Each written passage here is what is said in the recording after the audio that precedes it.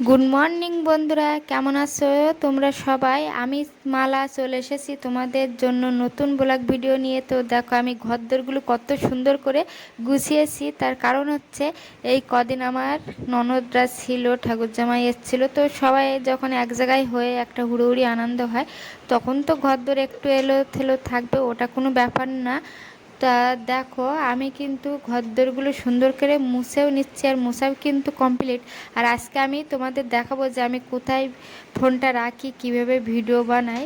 কারণ তুমি যখন ভিডিওটা তৈরি করার জন্য কাজ করবে, তখন তোমার কিন্তু একটু লেট হবে কাজ করতে। আর তুমি যখন অন টাইমে অন্য টাইমে কাজ করবে, তখন কিন্তু অতটা লেট হবে না।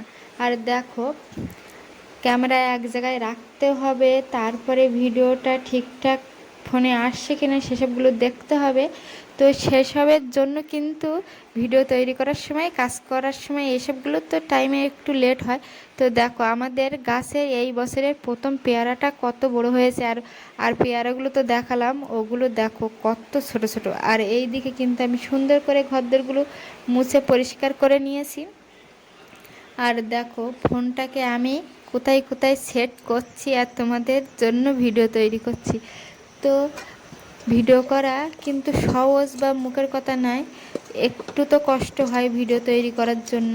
তো ফোনটাকে আমি এক জায়গায় সেট করেছি, করে তারপরে কিন্তু থালা বাসন মাজছি। তারপরে আবার দেখছি যে আমার কতটা কি পরিমাণ মানে ফেসটা দেখা যাচ্ছে, সেই হিসেবেই কিন্তু আবার ক্যামেরাটাকে সেট করতে হয়। তো যেহেতু আমি প্রথম উপরে উঠে বসেছিলাম, ওই জন্য কিন্তু অতটা আমার ফেসটা দেখা যাচ্ছিল না। তাই আবার ভাবলাম যে না, নিচে বসে পড়ি, না হলে দেখা যাবে না। তো দেখো বন্ধুরা, এই সব করতে করতে কিন্তু অনেকটা কাজের লেট হয়ে যায় যখন তুমি ভিডিও বানাবে। আর যারা ভিডিও বানায় তারা এইটা বুঝতে পারবে, না হলে বুঝতে পারবে না। তো যাই হোক, এত কষ্ট করে ভিডিও বানাচ্ছি বন্ধুরা, তোমরা প্লিজ সাপোর্ট করবে। আর তোমরা সাপোর্ট না করলে এত কষ্ট করে ভিডিও বানাতেও ইচ্ছা করে না। আর তো যাই হোক, যে আমাকে ভালোবাসবে সে তো অবশ্যই আমাকে সাপোর্ট করবে আর পাশেও থাকবে। তো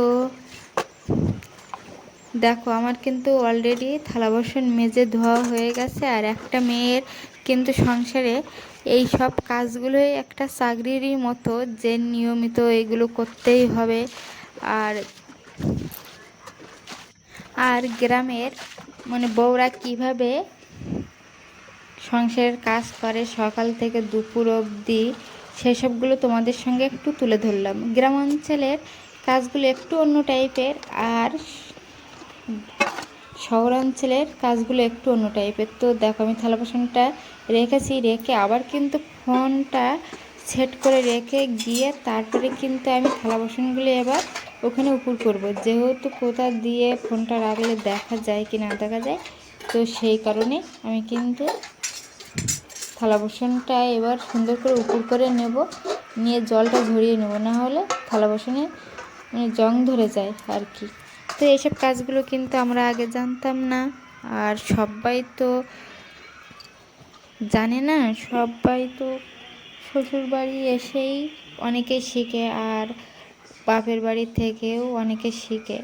এই সবাই কিন্তু বাপের বাড়ির থেকে আবার শিখেও আসে না, শ্বশুরবাড়ি এসে কাজ করতে করতে সবাই শিখে যায়।